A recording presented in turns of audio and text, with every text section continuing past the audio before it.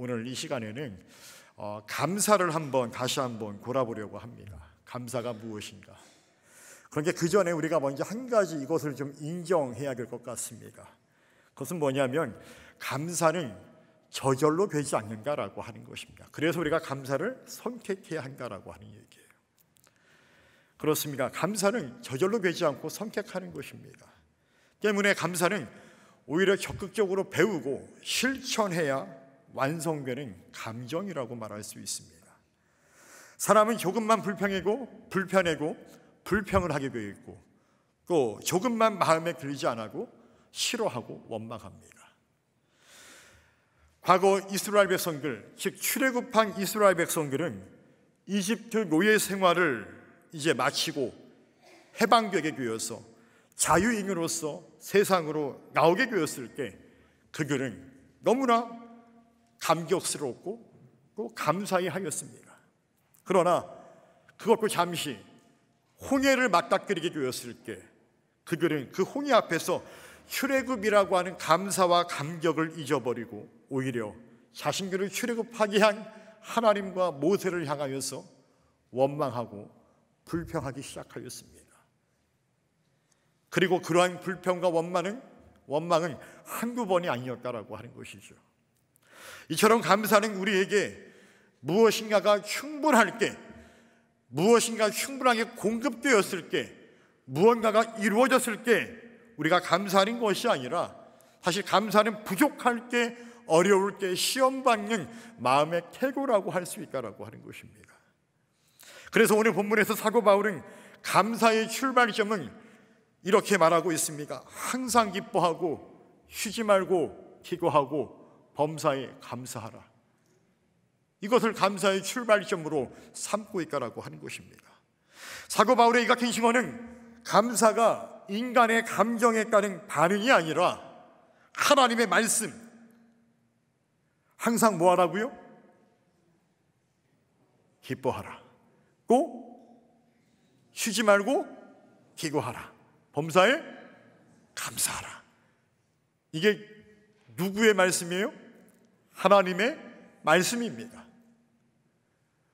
우리를 향해 선포된 하나님의 이 말씀, 이 하나님의 말씀에 대한 순종의 태도를 요구하는 것임을 우리가 알 수 있다라고 하는 것이죠. 그럼 대체 바울은 왜 감사하라고 하는 것일까요?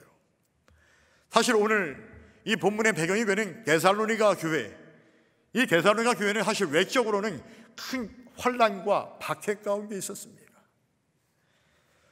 복음을 전하였던 사도 바울도 도망쳐야 했을 정도로 큰 어려움이 있었던 교회, 그리고 내부적으로는 혼란과 불안 속에 있었던 교회가 바로 이 데살로니가 교회였습니다.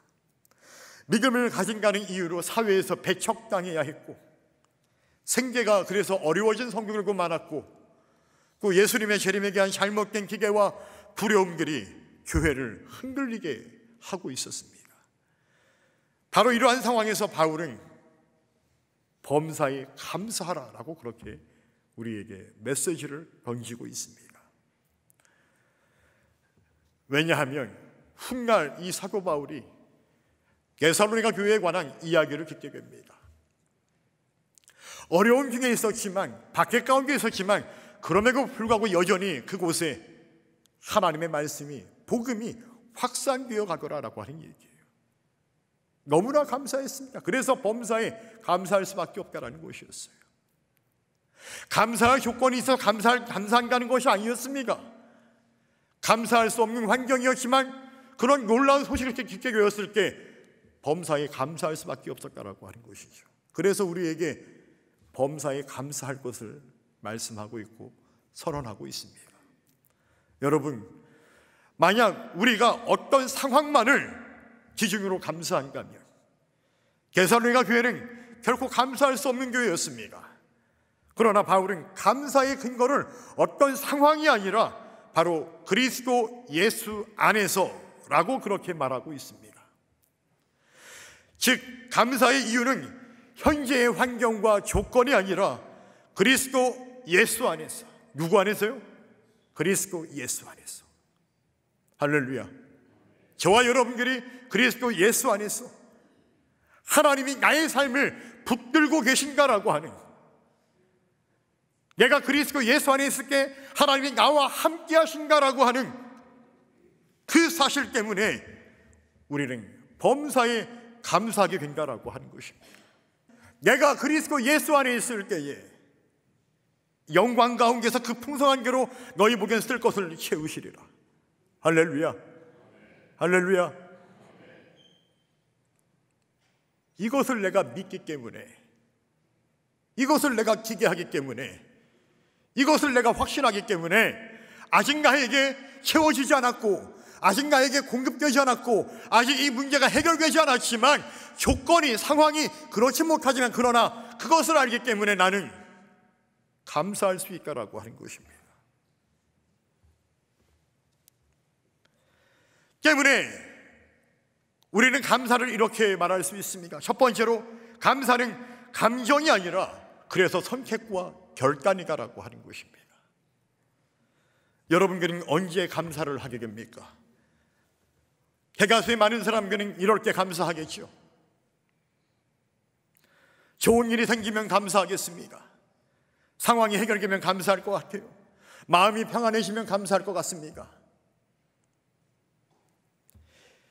바로 대다수의 사람들의 감사에 대한 생각들이죠. 그러나 성경은 우리에게 말합니다. 감사는 마음이 편해서, 어떤 상황이 해결되어서, 어떤 좋은 일이 생겨서 하는 것이 아니라, 감사는 하나님을 신뢰하기 때문에, 나의 하나님을 내가 신뢰하기 때문에 선택하는 것이다라고 말하고 있습니다. 우리가 감사의 본질이 무엇인가를 이야기할 때 흔히 세상적 감사와 성경이 말하는 성경적 감사를 이야기할 수 있겠죠. 우리 잠깐 화면을 보게 계시면 이렇게 얘기할 수 있습니다. 세상적 감사는 뭐냐라고 했을 때 상황이 좋아야 되는 거예요. 상황이 나쁘면 감사할 수가 없는 것이죠. 그래서 감정이 앞선다라고 말할 수 있습니다. 또한 이것은 조건적인 것이죠. 그러나 성경적 감사는 상황과 전혀 상관이 없습니다. 공급되지 않았어도, 채워지지 않았어도, 해결되지 않았어도 여전히 불투명하지만 그러나 그것과 상관없이 감사를 고백한다라고 하는 얘기예요. 어떤 권사님께서 신방을 하니까 목사님 몸이 아파도 힘들어도 그리고 감사해요. 제가 그 위로를 받더라고요. 나는 그분을 위로하려고 하는 게 오히려 그분이 그렇게 말씀해 주시니까 제가 더 감사하더라고요. 옆에 있던 분이 그래요. 에이 엄마, 감사할 게 있어야 감사하지. 아니 그리고 감사하지. 그리고 감사하지. 여러분들은 전자예요, 후자예요? 우리는 그리스도인이라고 말하면서도 정말 내가 힘들고 어려우면은 정말 감사의 고백이 나옵니까? 여러분, 하나님께서 그 말대로 되게 하신다고 그랬어요. 너희가 한 말대로 되게 하겠다라고 말씀하셨어요. 여러분, 어렵지만 힘들지만 그럼에도 불구하고 감사를 고백할 수 있기를 주님의 이름으로 축원합니다. 그게 바로 성경적 감사예요. 그래서 성경적 감사는 상황과 상관이 없고, 그래서 우리의 믿음이 앞서는 거고, 그것은 전적인 하나님에 대한 신뢰의 고백이다라고 말할 수 있습니다. 그래서 이 성경적 감사의 본질을 잘 나타내고 있는 성경 말씀이 있는데요, 바로 하박국의 말씀이죠. 우리 하박국 3장 17절로 18절의 말씀을 같이 한번 읽어보기를 원합니다. 준비 시작.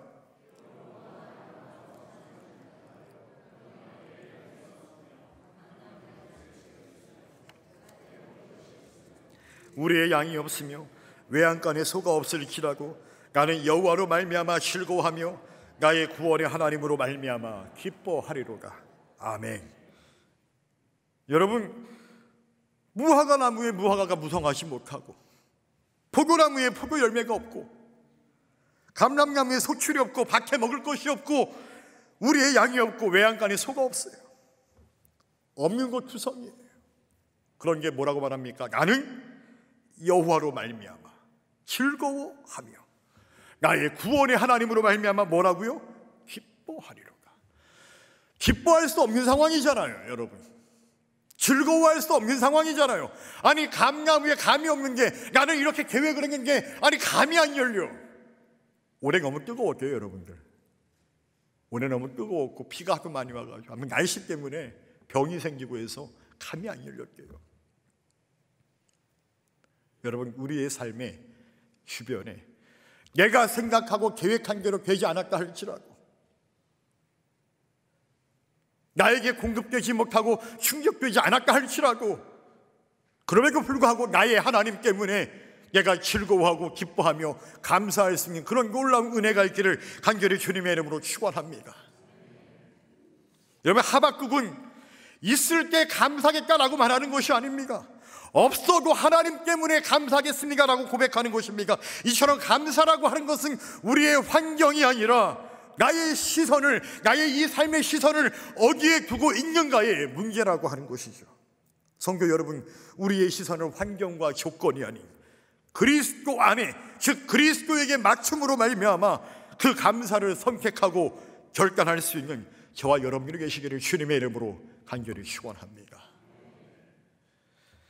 두 번째 감사는 그래서 우리의 영혼을 새롭게 정돈하게 합니다.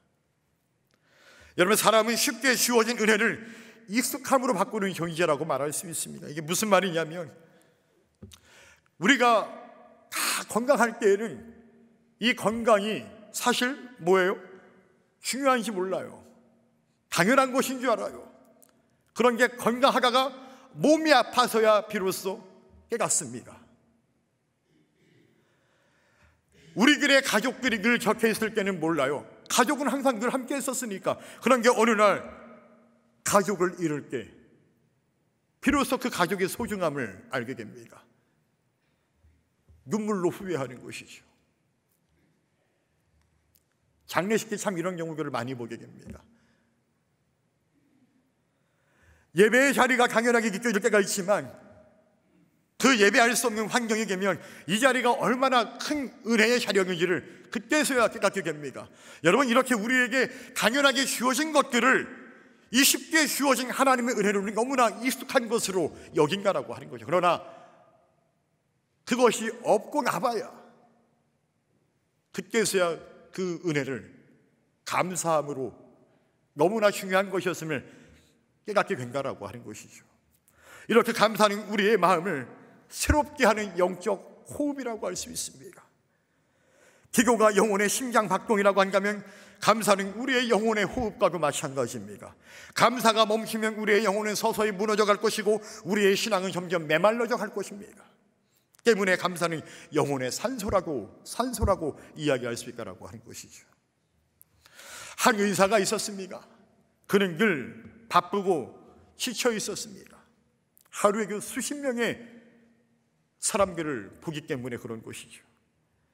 사람들은 그의 능력을 칭찬했지만 그러나 그의 마음속은 늘 공허하고 지쳐 있었다라고 하는 거예요. 저는 이 이야기를 들었을 때 우리 그 의사 딱 두 명 생각나더라고요.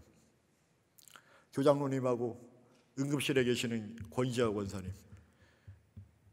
특히 응급실은 엄청 일이 많다고 하지 않습니까? 특히 강원도권은 거의 다 이쪽으로 몰리니까 인력도 부족한 게 수많은 그 사람들을 돌봐야 하고 그러니까 지치고 힘든 것이죠. 아무튼 이 의사분도 그런 지쳐하는 가운데 공허한 가운데 있었는데 하루는 병원에 한 흉증 환자가 입원을 하게 되었다고 합니다. 손과 발을 자유롭게 사용할 수 없는, 혼자서는 일어설 수조차 없는 그 환자가 오게 되었을 때 그 의사분은 그분과 교제하면서 그분을 치료하는 가운데서 한 가지 신기하고 놀라운 점을 발견하게 됩니다. 바로 항상 얼굴에 미소를 잃지 않는다라는 것이었어요. 그래서 의사 선생님이 물었대요. 어떻게 항상 그렇게 웃고 계세요? 라고 물어보니까는 이 환자분이 하시는 말씀이, 선생님, 저는 매일 이렇게 감사할 것을 찾아서 그래요. 오늘고 숨 쉴 수 있어서 감사하고, 오늘고 먹을 수 있어서 감사하고, 오늘고 선생님처럼 누군가를 만날 수 있어서 감사하고, 오늘고 살아있음에 감사하고. 아니, 어쩌면 감사할 것을 찾는 것이 아니라 감사해야 할 것을 보는 눈을 주셔서 또 감사하게 됩니다 라고 하는 이야기를 듣게 되었을 때 이 의사분이 깊은 깨달음을 얻게 되었다고 합니다. 아, 감사는 상황이 아니라 관점에서 나온다라고 하는 것을. 감사는 저절로 일어나는 것이 아니라 선택하는 것임을 말입니다. 그날 이후 이 의사분은 이렇게 매일 기도했대요. 하나님, 오늘도 저에게 감사할 수 있는 눈을 열어주옵소서. 할렐루야. 이 의사분의 영혼을 새롭게 하는 감사의 기도였습니다. 사랑하는 성도 여러분, 우리 모두 감사할 수 있는 영안의 눈이 열려지는 은혜가 있기를 주님의 이름으로 간절히 축원합니다. 마지막으로 감사는 그래서 하나님의 뜻입니다. 오늘 본문에서 이것을 아주 명확하게 말씀하시죠. 이는 그리스도 예수 안에서 누구를 향하신? 너희를 향하신 누구의 뜻이라고요? 하나님의 뜻이니라. 할렐루야. 할렐루야. 하나님은 그리스도 예수 안에 있는 여러분들이 늘 감사하며 살기를 원하신다라고 하는 얘기예요. 여러분, 감사는 선택이지만 그 선택과 결단은 결국 하나님의 뜻에 순종하는 것이라고 하는 것을 꼭 기억할 수 있기를 주님의 이름으로 축원합니다. 그럼 감사가 하나님의 선택인, 감사가 하나님의 뜻인 이유가 무엇일까요? 따라해 봅시다. 감사는 하나님께로 나아가는 문입니다. 할렐루야. 감사가 하나님의 뜻인 이유는 그렇습니다. 감사는 우리가 하나님께로 나아가는 문이 된다라고 하는 얘기예요. 여러분, 다윗은 시편 100편에서 이렇게 우리에게 고백합니다. 우리 시편 100편 4절의 말씀을 같이 한번 읽어보기를 원합니다. 준비 시작.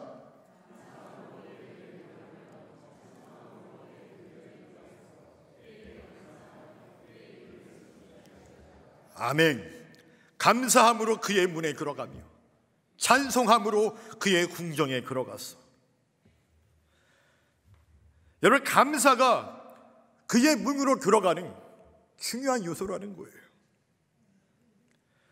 감사와 찬송이 그의 궁정, 하나님의 나라에 들어가는 중요한 문이 된다라고 하는 것입니다. 여러분, 이 시편의 말씀을 고백하고 있는 다윗은 어떤 사람입니까? 그는 누구보다도 인생의 수많은 위기와 아픔을 경험했던 사람이었습니다. 왕이라고 하는 신분을 갖고 있지만 그 왕이 그의 모든 것을 평안하게 한 것은 아니었습니다. 여러분, 재물이 많다고 해서 늘 행복할까요? 그렇지 않다는 것입니다.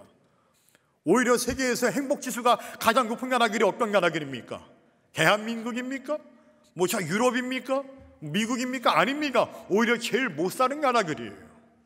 제일 못 사는 나라들, 방글라데시 이런 나라들, 오히려 대가족을 이루고 있는 이런 나라들이 오히려 행복지수가 더 높다고 하지 않습니까? 여러분 되게 역설적이잖아요. 없어 보이는 게, 가진 것도 없는 게 오히려 행복하다는 얘기예요. 우리는 가진 것도 많고 누릴 것도 많이 있는데도 불구하고 우리는 여전히 행복하지 못하다라고 이야기합니다. 여러분, 다윗은 남도 아니라 어떻게 보면 자기의 장인어른이에요. 자기의 장인어른이 되는 사울 왕에게 무려 10년이 넘도록 쫓겨다녀야 했다는 것이에요. 고망자의 신세였습니까? 남도 아닌 장인어른에게. 만약 우리 장인어른이, 여러분들의 장인어른이 이렇게 여러분들을 핍박한다면 어떡하겠습니까? 다윗은 그런 인생을 살았습니다. 자신이 무너뜨리고 싶어 했던, 또 무너뜨렸던 그 블레셋의 정치적인 망명도 해야 했고, 또한 말년에는 아들 압살롬으로 말미암아 그가 반란을 일으켜서 자녀들이 죽고 형제가 형제를 죽이는 장면들을 목도해야 했습니다. 또한 맨발로 도망치는 신세가 되기도 하였습니다. 때로는 원수들에 둘러싸여서 앞뒤로 갈 수 없는 징표양난에 빠지기도 하였었죠.